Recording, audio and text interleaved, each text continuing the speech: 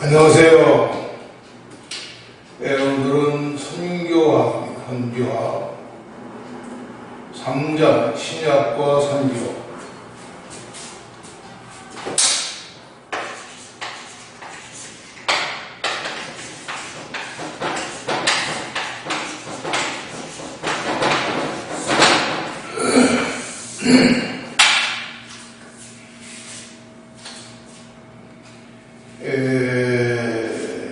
페이지는 21쪽입니다.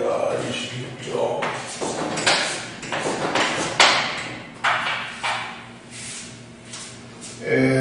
하나님을 유일하신 하나님으로 구약을 통해서 인류를 구원하시려는 계획을 나타내셨죠.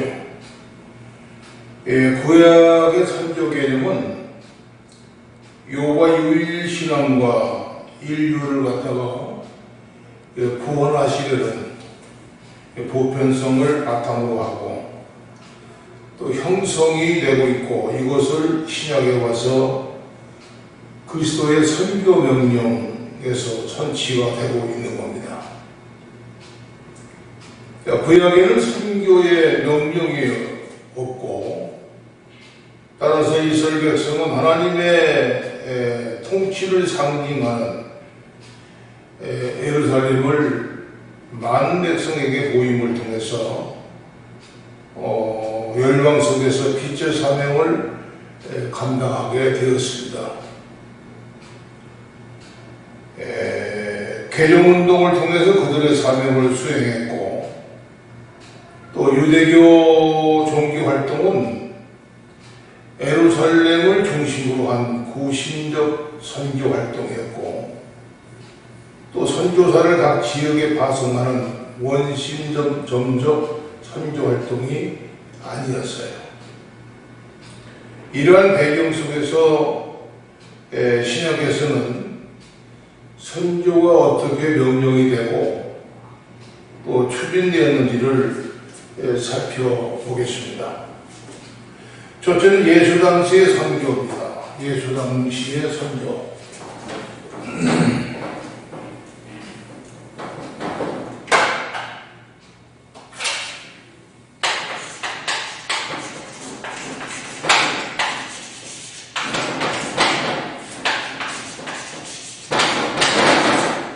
예수 당시의 선교. 유대인은 개종운동을 추진을 하는데, 이것은 모세율법과 아브라함의 언약에 이르기까지 소급을 해서 올라간 겁니다. 그러나 개종운동의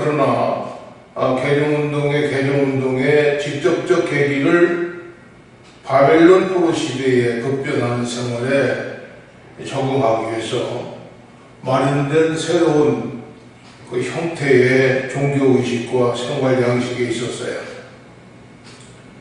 자, 이스라엘 백성은 바벨론 포로 생활에서 지난 날들을 생각하지 못했던 회당 예배라는 새로운 종교의식을 사용했죠. 자, 이것은 예루살렘 성전 중심의 생활의 변혁이고, 이스라엘의 종교 사상의 일대 전환점이 되었습니다.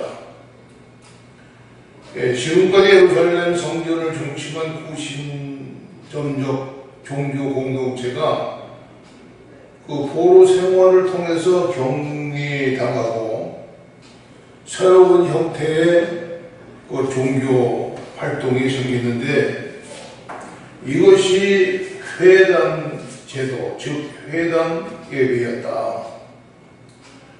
바벨론에서의 회당 예배는 많은 이방인들 앞에 공개됐고, 이방인들 속에서 이방인의 빛이며 여호와의 증인이었습니다. 이러한 역할을 통해서 이방인들을 갖다가 개종시키기도 했죠.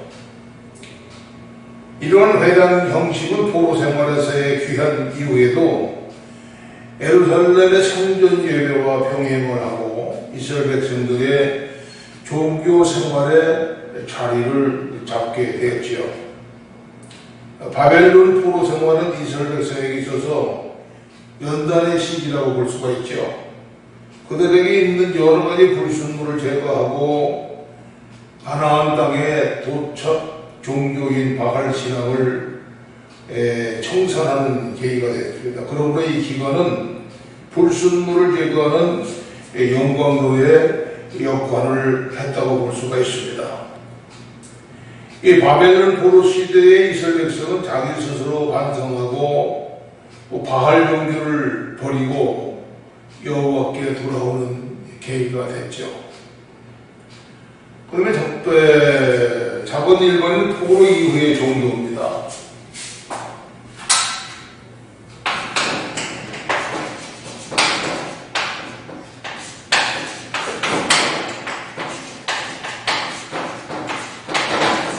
포로 이후의 종교.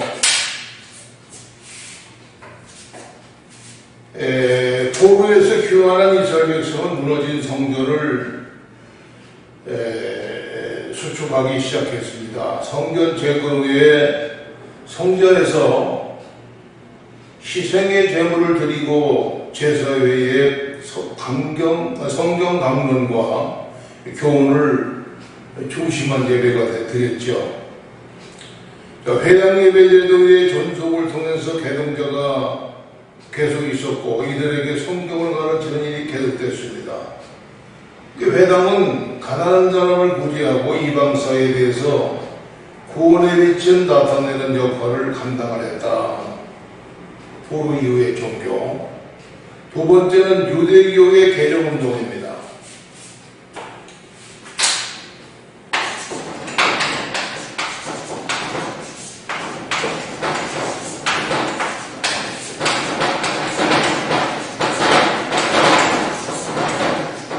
유대교의 개정운동. 유대교의 개정운동은 아브라함에까지 소급해서 올라갔죠. 즉 아브라함이 받은 복의 약속과 할례 또 명령에 근거하는데 아브라함은 노예에 이르기까지 남자는 모두 할례를 받으라 라고 명령을 했어요.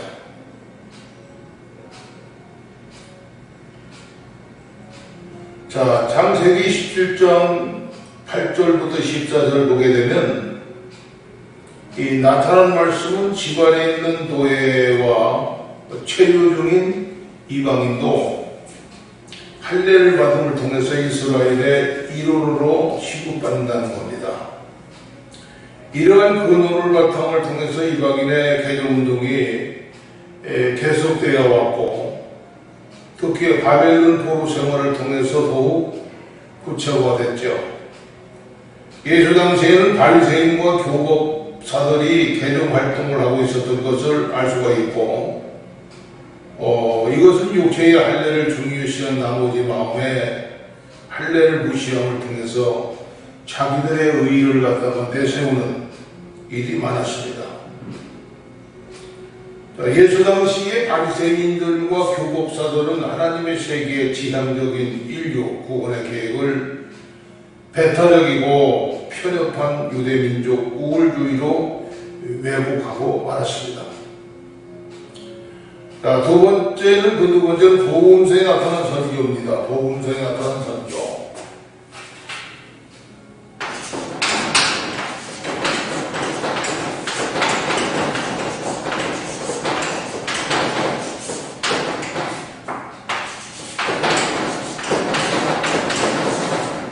복음서에 나타난 선교.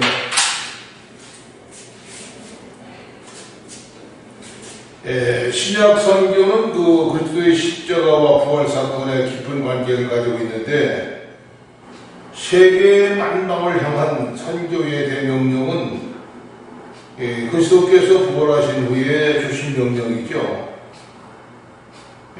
그렇다고 예수의 공생애가 세계 선교와 무관하는 것이 아닙니다. 예수의 사상은 하나님의 인류와 구원의 성취죠. 그러므로 그리스도의 복음이 전파됐고 이것은 부활 후에 선교 대명령과 관련이 있게 된 겁니다. 자, 이것은 그리스도의 공생애와 선교대 명령은 서로 단편적인 것이 아니고 예수 생애에 관련해서 부르는 사상이라고 볼 수가 있어요. 이방인에 대한 그리스도의 태도를 보게 되면 복음서의 그리스도께 제자들과 함께 사마리아 도로 또 시돈 지방을 여행하시면서 전두환 사건들이 기록되어 있는데 예수께서 이방인을 어떠한 입장에서 보았는가 하는 문제가 제기됐습니다. 참고 말씀은 마태복음 10장 15절 또 15장 24절 또 마가복음 7장 27절 요한복음 4장 22절 말씀은 이러한 것에 대한 논란이 근거가 되고 있어요. 이러한 논의를 해결하기 위해서는 예수께서 왜 이 땅에 오셨는가 하는 것에 대해서 성경적 배경을 갖다가 이해를 해야 합니다. 근데 예수 그리스도는 하나님의 인류 구원을 역사로 완성하기 위해서 이 땅에 오셨죠. 즉 잃어버린 양을 찾으러 오신 거죠. 말하면 이스라엘을 위한 활동은 세계를 위한 활동입니다. 그리스도의 십자가는 유대인과 이방인의 장벽을 없이 해주셨고 또 그리스도의 구속을 통해서 하나님의 계획이 보다 구체적으로 나타나기 시작했고 또 세계를 향해서 복음을 전파하는 선교의 대사명을 수행하게 된 겁니다. 그 다음에 세 번째는 사도행전에 나타난 선교입니다.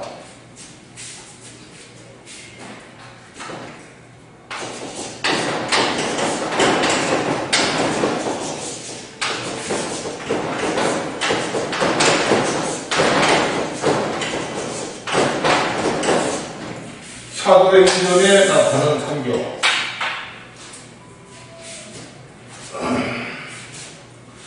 자, 사도행전은 이름 그대로 선교의 기록인데 초대교회의 설립에서부터 각 나라 전도에 이르는 풍부한 자료가 수록되어 있죠.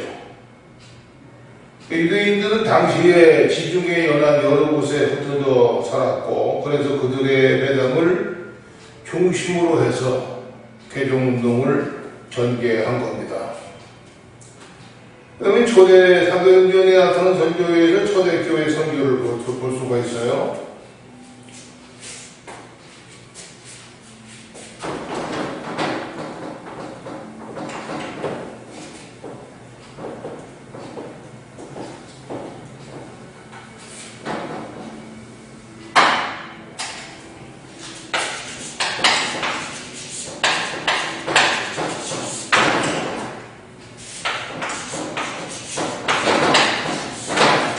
초대교회의 선교. 이 사도행전의 선교 명령은 시간적 개념이 아니라 지리적 개념을 바탕으로 했죠. 예루살렘, 유다, 사마리아 그리고 땅 끝까지 논리가 전개된 겁니다. 이것은 모든 지역이 다 선교의 대상이 된다는 걸 보여주고 있는데 예루살렘 교회는 고넬료의 회심을 계기로 해서 유대인 전도를 하면서 이방 선교를 했어요. 또 이방 선교에 대한 명령이 구체적으로 실행되기 위해서는 다음에 4단계 준비 과정이 필요한데 첫째는 오순절 성령 강림입니다. 첫째는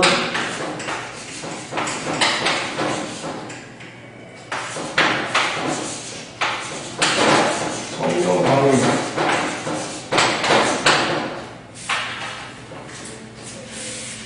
오순절 성령 강림을 통해 여러 나라에서 온 유대인들에게 개종한 이방인들 사이에서 복음의 첫 열매가 됐죠. 오순절 성령 강림에 두 번째는 스데반의 선교입니다.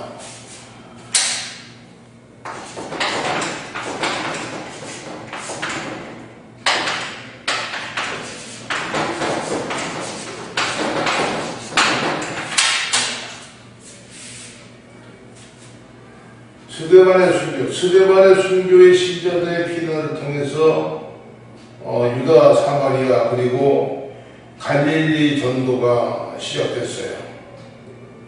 그 다음에 세 번째는 바울의 회개입니다.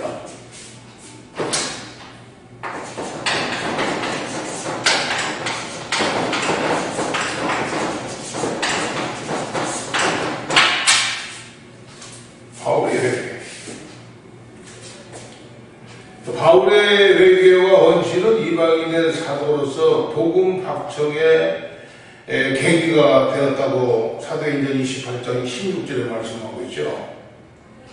복음 확정의 계기가 됐다.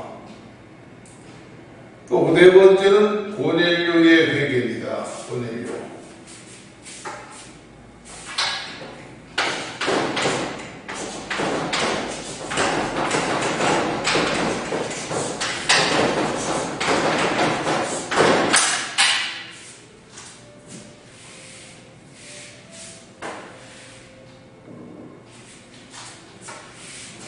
성령 임하고 베드로가 그의 가정에서 세례를 베풀었죠. 그 결과 이방인 설교가 하나님의 뜻을 공인받게 됐고, 이것은 예루살렘 교회 안에서 이방 선교의 문호가 열릴 것을 의미할 뿐만 아니라 이방 세계에 진출하는 역사적 전환점이 됐다. 이후에 네 단계의 준비 과정을 통해서 초대교회가 복음 선교에 노력을 하게 됐고, 또 예루살렘 교회 사도들이 처음부터 선교의 명령에 대해서 적극적인 자세를 가진 것이 아닙니다. 그러나 사도행전 11장 18절 보게 되면 선교 준비 단계에서 성령께서 적극적으로 개입한 사실을 알 수가 있어요. 그래서 선교는 명령의 주도적 역사에 의해서 되어짐을 알 수가 있고, 사도행전을 성전행전이라고 부르죠. 사도행전을 성전행전이라.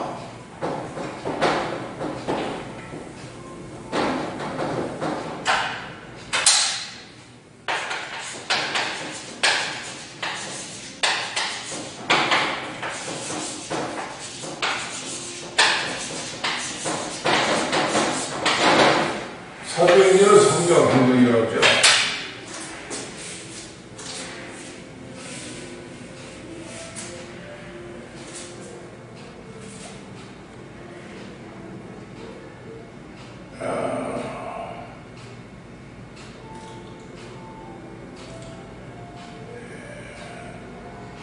그 다음에 안디옥 교회 선교를 볼 수가 있어요.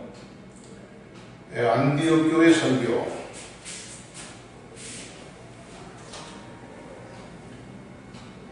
두 번째입니다.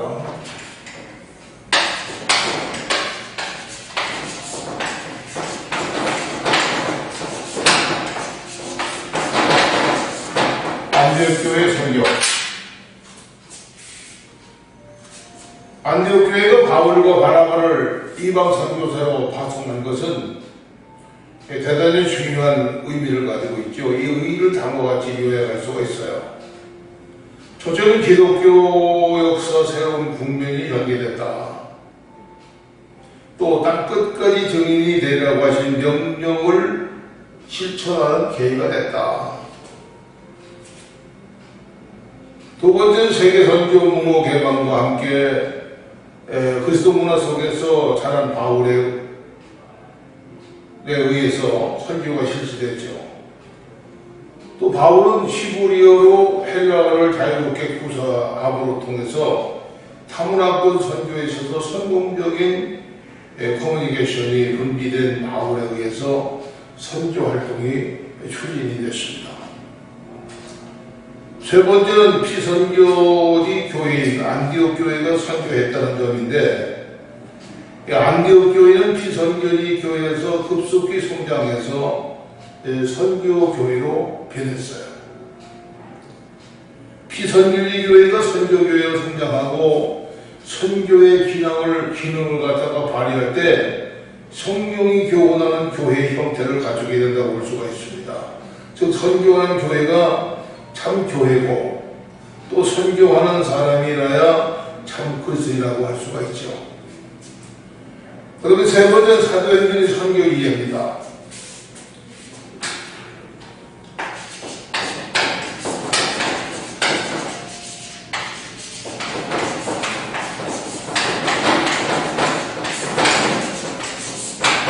사도행전의 선교 이해.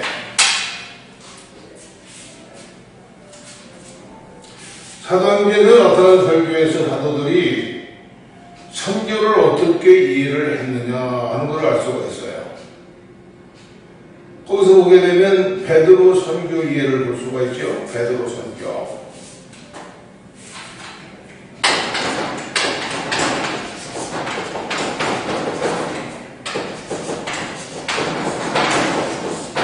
베드로의 선교.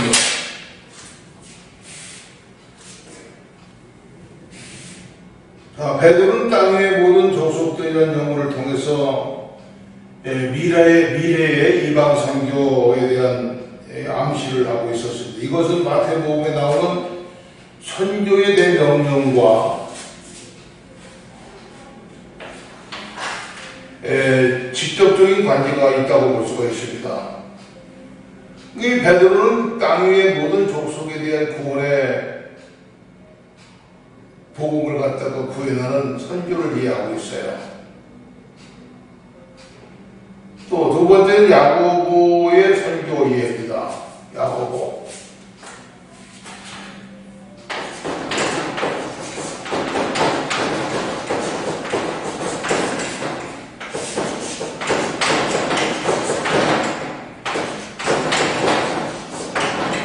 야고보의 선교 이해.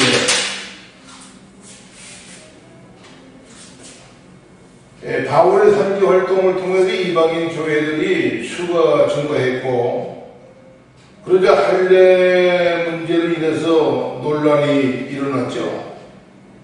그 해결을 위해서 예루살렘 회의가 소집됐고, 예루살렘 회의에서 바울과 바나바는 이방인 가운데서 일어나는 구원의 복을 강조했습니다. 예수의 동생 야고보는 예수를 믿게 된 이방인에게 할례의 의무를 지을 필요가 없다고 했어요.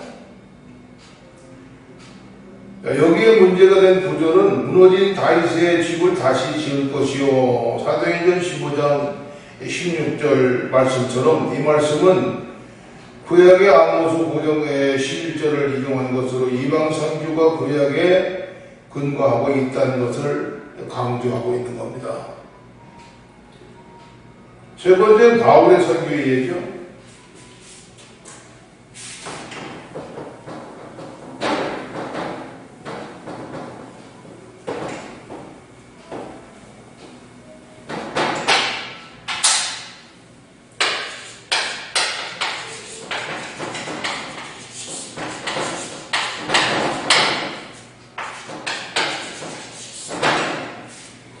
바울의 선교의 예.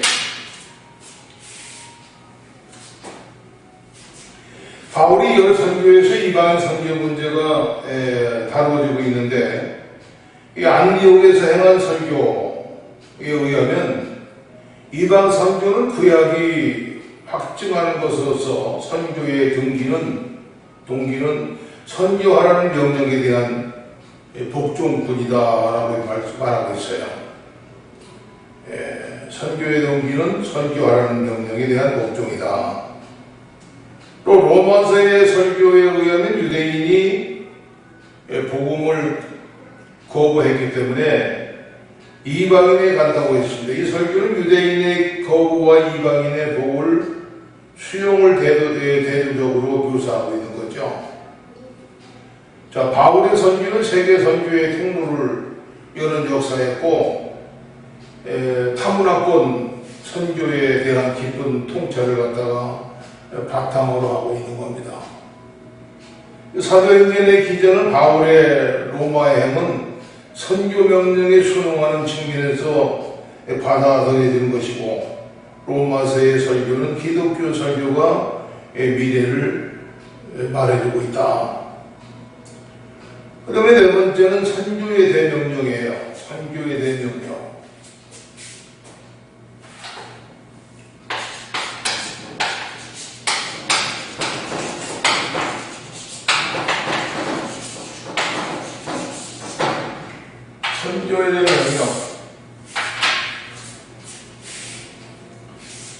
자, 복음서 기록자는 십자가의 부활을 강조했고, 선교에 대한 명령을 통해서 교훈의 절정을 강조했습니다. 또 예수님께서 부활하시고 승천하셨다가 재림하시는 기간에 그 사이에 선교의 시기입니다. 이 시간이 수행을 하여야 할 특수한 사명의 선교이고, 이 사명 감당하기 위해서 최선의 선교 방법을 찾게 된 거죠. 신약 성경의 선교 명령이 네 군데에 나타나고 있는데, 구절을 보게 되면 마태복음 28장 18절부터 20절 말씀입니다. 누가복음 24장 44절 말씀이에요. 또 요한복음 20장 19절 말씀, 또 20절 말씀, 사도행전 1장 8절. 이 구절들은 강조점이 각기 다르지만은 그 핵심은 같아요. 즉 이스라엘에서부터 땅끝까지 있는 모든 백성에게 복음을 전파하라. 그러나 선교명령을 가장 구체적으로 교훈하는 것이 마태복음 28장 18절부터 20절 말씀입니다. 근데 이 말씀은 명령형으로 되어 있고 그 명령의 해석 방법에 대해서 여러 가지 이론들이 있었으나 이것을 정리하면 다음과 같아요. 첫째는 선교명령의 해석입니다. 첫째는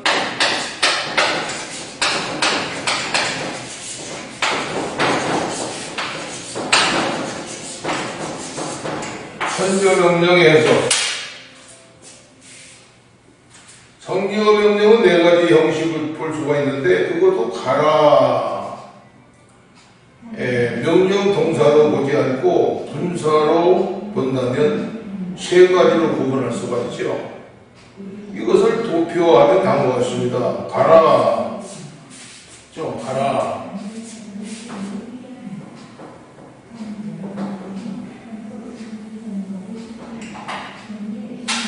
가라야. 가라. 그 다음에 뭐예요? 제자를 삼으라.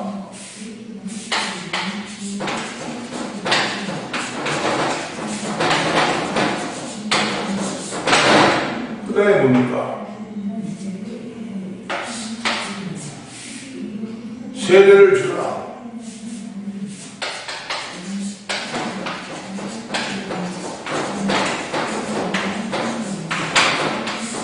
그 다음에 가르치라.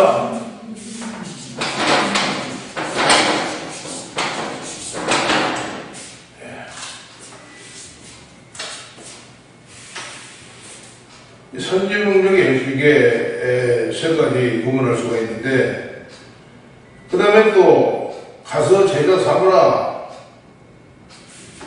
두 번째는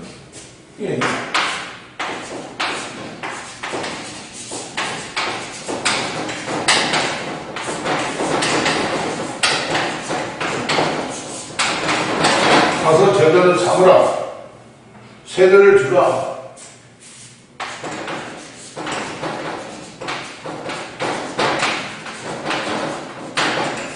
가르치라.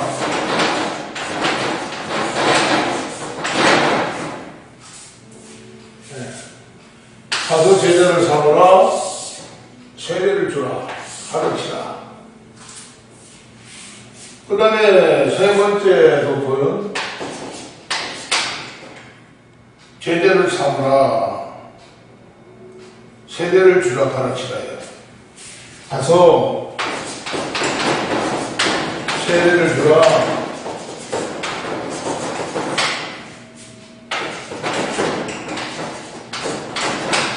가르치라.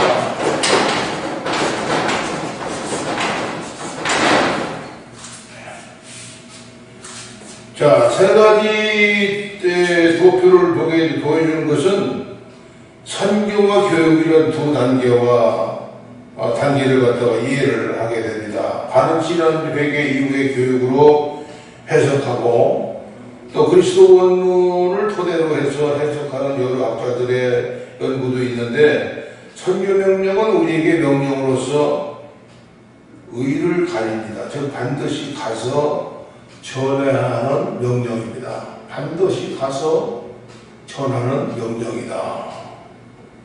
그다음에 선교 명령의 내용을 볼 수가 있어요.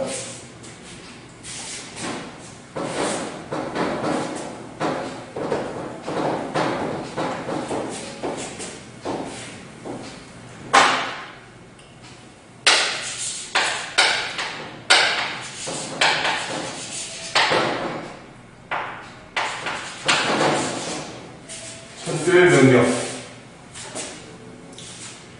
자, 오순절 선교 명령을 계기로 해서 제자들을 유다와 사마리아와 다른 지방으로 나가서 복음을 전파합니다. 자, 그들은 세례를 주고 가르칠 뿐만 아니라 제자를 삼는 일에 노력을 했어요. 또 세례와 교육은 선교 명령 안에서 중요한 부분이긴 하지만은 그것은 목적이 아닙니다. 세례와 교육은 선교의 보완적 역할을 하는 것이다.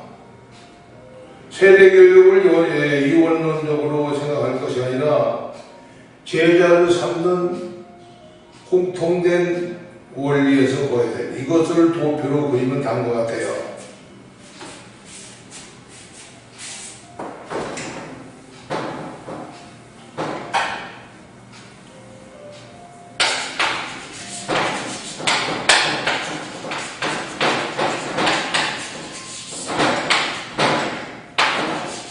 제자를 삼으라. 그 다음에 뭡니까? 가라. 가라고요. 세례를 주라.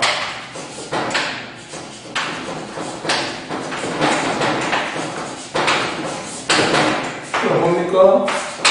가르치라. 이렇게 되어 있어요. 제자를 삼으라. 가라. 세례를 주라. 가르치라.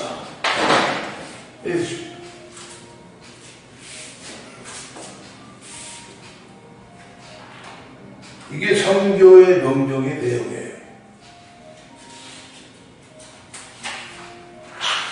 이 성령의 연사는 하나님의 세계 안에서 현존을 의미하고 또 예수 그리스도의 세계 내에서의 활동을 말해주고 있습니다. 성령의 개입과 인도로 초대교회가 이방인에게 선교했죠. 바울은 이것을 실천하는 데 노력했고 또 그리스도인은 예수를 믿어서 구원을 받을 뿐만 아니라 예수의 충성된 제자로서 또 그리스도의 몸된 교회에 능동적이고 책임있고 생산적인 회원이 돼서 주를 위해서 고난을 기쁘게 받으면서 주의 일에 헌신하여야 한다고 강조하고 있어요. 빌립보서 1장 20절 말씀 보게 되면 이 바울사들은 자기 스스로 이 일에 충성을 했고 내가 예수를 본받은 것 같이 너희도 나를 본받아라. 자, 말하면 선교의 대열에 참여하고 고난에 동참하라고 강조하고 있습니다. 이 사도 바울의 선교 활동은 철저하게 예수의 제자 삼는 운동으로 일관했고 복음만 전파하면 된다는 식의 선교가 아니라 그들로 하여금 그리스도의 제자가 되도록 육성하는 데 노력을 했어요. 이 바울의 제자 삼는 운동은 교회 설립을 기초로 하고 또 목회 없는 선교나 선교 없는 목회는 무의미한 것이 아닐 수가 없습니다. 이 안디옥교회가 피선교회에서 선교교회로 성장했고 선교하는 교회로서의 모범을 보인 것을 우리가 알 수가 있습니다. 제2부 선교의 역사를 보겠습니다. 28조.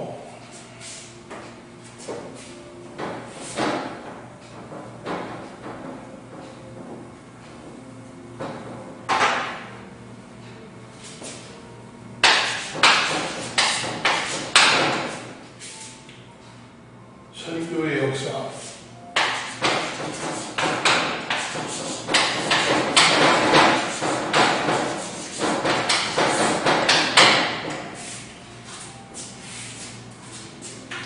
첫째 사도들의 선교 시대를 보여줍니다.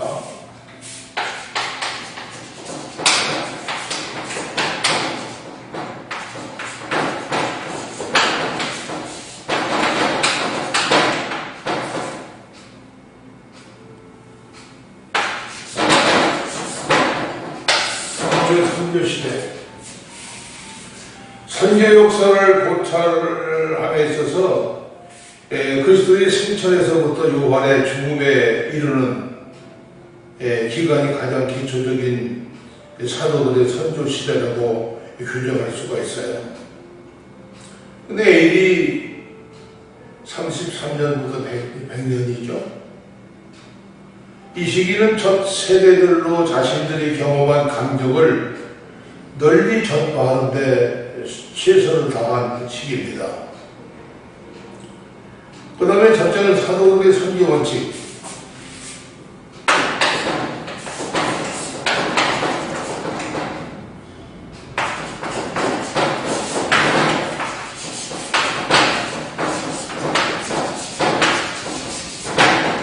사도들의 선교 원칙. 자, 그리스도의 구원의 전파인데 이 사도의 선교 목적은 예수가 인간을 죄에서 구원하시는 유일의 구주이신 것을 모든 사람에게 알리는 거죠. 자, 그리스도가 사도들의 사역에서 구속의 전파가 가지는 가장 중요하고 뚜렷한 목적인데 이것은 사도들의 유일한 목적이고 결정적인 목적이라고 볼 수가 있습니다. 이 사도들은 막연한 계획이나 관념에 사로잡히지 아니하고 그리스도의 구속을 전파하는 데 그들의 노력을 집약시켰어요. 그리스도의 구속 전파라는 것은 최고의 목적에 규율시킨 선교 원칙에 따라서 사도들의 활동이 전개된 겁니다. 그 다음에 두 번째는 사도들의 선교 방식이에요.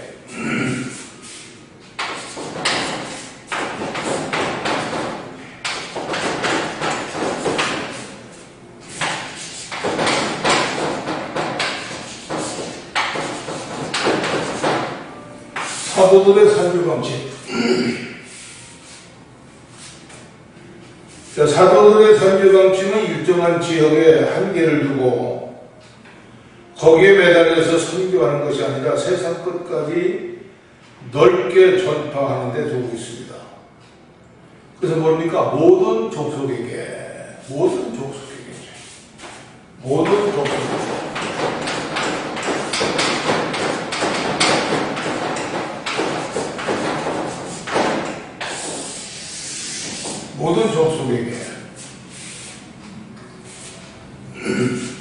모든 사람에게 땅 끝까지 이르러 표현은 사도들의 선교 방침을 잘 나타내고 있습니다. 예루살렘에서 시작한 복음의 역사는 처음에 12제자 그 후에 70여 명의 제자가 각 촌으로 다니면서 복음을 전파했고 또 성령 강림이라는 획기적인 사건을 체험한 후에 각각 자기의 방언을 통해서 복음을 전파했어요. 핍박으로 말미암아 제자들이 각지로 흩어지고 또 그들은 각지에서 복음을 전파했고 후에 바울이 회심한 후에 선교 사업에 새로운 열의가 일게 되었고 또 유럽 선교의 관문이 열리게 된 겁니다. 사도들의 선교 방침은 가까운 곳에서 먼 곳으로 확장되는 것이었는데 이 사도행전 1장 8절 보게 되면 이 교훈하는 확장이 원리입니다. 이들은 어떤 계층이나 어떤 지역이나 복음을 전파했고 하나님의 말씀을 통한 변혁을 가져오게 됐죠.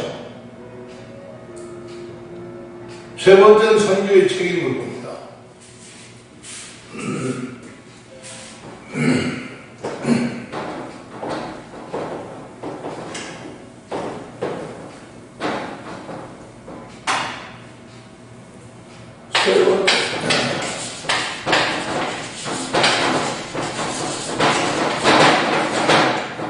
선교의 책임. 선교의 책임은 모든 신자가 가지고 있죠. 즉 너희는 가서 그 선교의 대명령에서 볼 수가 있듯이 그리스도에게 부름을 받는 모든 백성들이 선교의 책임을 지고 있습니다. 이 구속의 은총을 깨닫는 성도들이 그리스도 안에서 헌신을 하게 되고 또 이들은 선교의 책임을 지고 있고 그러나 모든 그리스도인은 선교사라는 말이 적용되는 거예요. 모든 사람은 다 선교사다. 그 다음에 두 번째는 사도시대의 선교 방법입니다.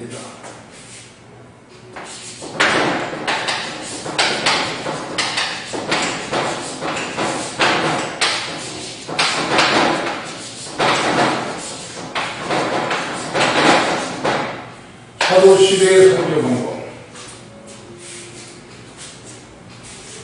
선교의 원리는 가장 기본적인 것이죠.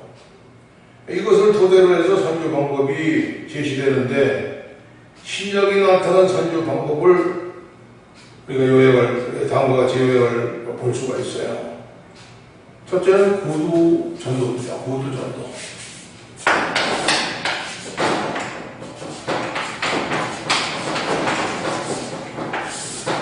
구두 전도. 이것은 어느 시대를 방문하고 선교의 최고 방법이죠. 구두 전도는. 예수의 전도 방법이 구두 전도였습니다. 마가복음 3장 14절 또 16장 20절 보게 되면 오순절 성령 강림 이후에 일어난 대회심 운동도 구두 전도의 결과였어요. 하루에 3,000명 혹은 5,000명 회개하는 것도 베드로의 설교, 즉 구두 전도를 듣고 나타나는 결과라고 볼 수가 있습니다. 자, 구두 전도는 가장 기본적이고 효과가 큰 전도 방법이다. 입에서 입으로 전하는 방법이 대단히 중요한 것이다. 순회 전도.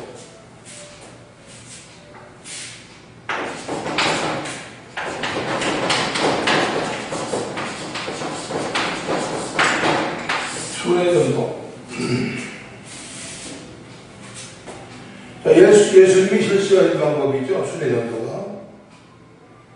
예수님의 그 갈릴리 전도나 사도 바울의 전도 여행 등이 가장 대표적인데 순회 전도는 아직도 구원받지 못한 사람에게 전도하고 또 이것을 믿는 사람에게 방문해서 교훈을 주고 또 그들을 갖다가 격려하기 위해서 또 순회 전도는 예루살렘, 가버나움, 안디옥, 에베소 같은 선교 사업을 위한 작전 본부가 필요했습니다. 이것은 순회 전도의 결과를 조직화하는데 꼭 필요한 거예요. 그 다음에 개인 전도입니다. 개인 전도.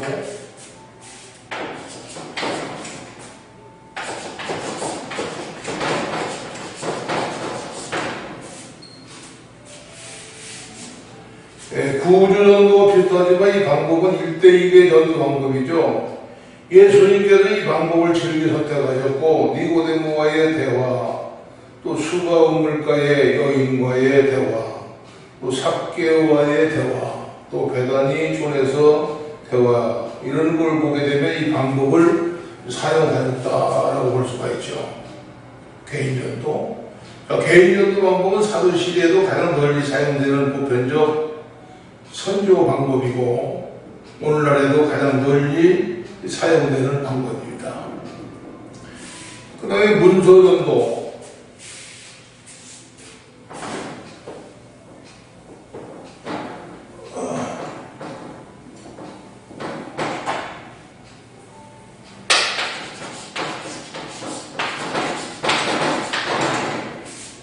문서전도.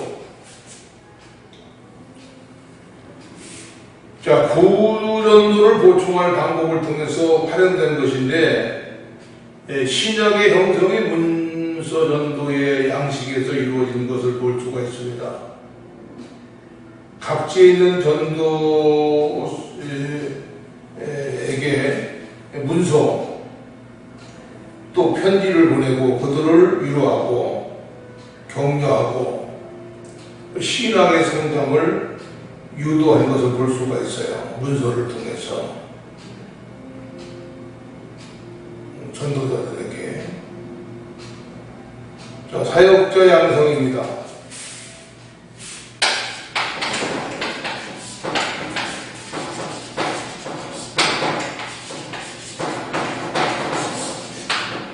사역자 양성. 현지 주민을 사역자로 양성하는 것이 대단히 중요하고, 바울 사도가 젊은 디도와 디모데를 택해서 훈련시킨 것이 대단히 중요한 예를 볼 수가 있어요.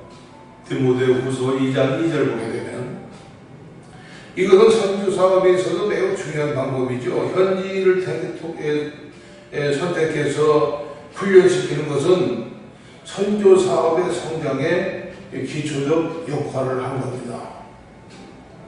그 다음에 큰 세 번째는 사도시대 선교 사업의 발전이죠. 발견. 세 번째는 큰 사업.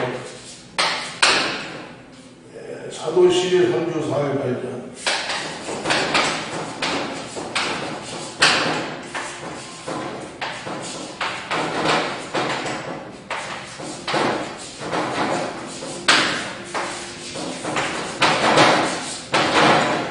사도시대의 선교사업의 발전. 신학이 나타난 선교사업의 발전은 사도시대 양상을 가장 뚜렷하게 보고 있는데, 첫째는 전파 범위의 확장을 볼 수가 있어요.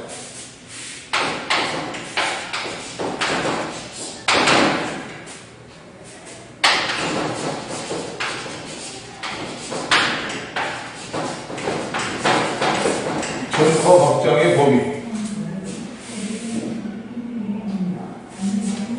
자, 그리스도의 실천하신 우리의 오순절 성령 강림에 의해서 복음 전파의 범위가 확장된 것을 알 수가 있는데, 예루살렘에 모인 사람들은 여러 지역에서 모인 것임을 알 수가 있죠. 여기서 나오는 지역들은 오늘날의 중동 지역들을 말하고 있고, 지중해 연안과 아라비아, 애국, 유럽의 로마 등지에 이르고 있어요. 그래서 사도행전의 다른 부분을 보면서 선교 사업의 진행이 지역적으로 확장된 것을 알 수가 있고, 또 고브로의 바나바, 안디옥의 니골라, 에티오피아의 신하, 또 다메섹의 아나니아를 볼 수가 있죠. 두 번째는 신자들의 수적 증가입니다.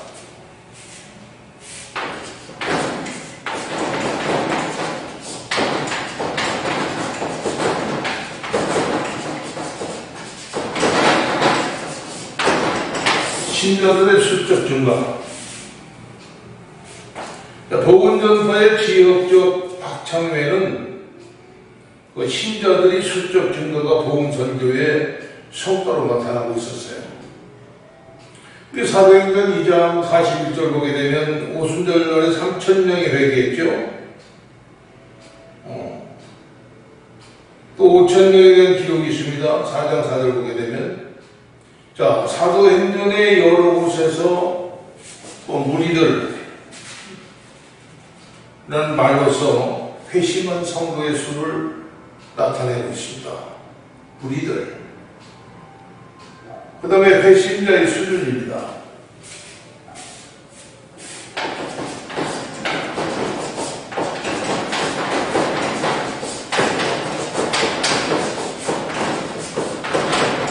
회심자의 수준. 자, 회심자들의 질적 수준이 어떻게 했느냐 하는 것이 초대교회 선교의 발전을 판단하는 기준이 되는데, 이들은 성령의 이끌림에 의해서 영적 진리를 배우고 열심히 기도하고 또 희생적인 봉사를 했어요. 그래서 한편으로는 도덕적 약점과 교리적 오류, 그리고 형제 간의 불화 등을 통해서 파벌이 일어나게 되었죠. 그래서 선교적 교회 내부에 거짓 교사와 참교사가 섞여 있게 됐고, 건전한 교인과 거짓 교인이 함께 있음을 알 수가 있었어요. 이 성령께서는 성령의 기록자를 하여금 이 양면을 그대로 기록을 하신 겁니다. 그래서 이 회심의 수준을 보게 되면 여러 가지 모양이죠.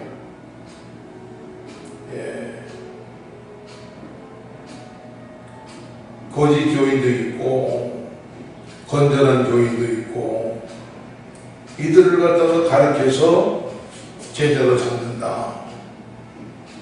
이게 회심자의 수준이에요. 자, 오늘은 여기까지만 하겠습니다. 수고하셨습니다.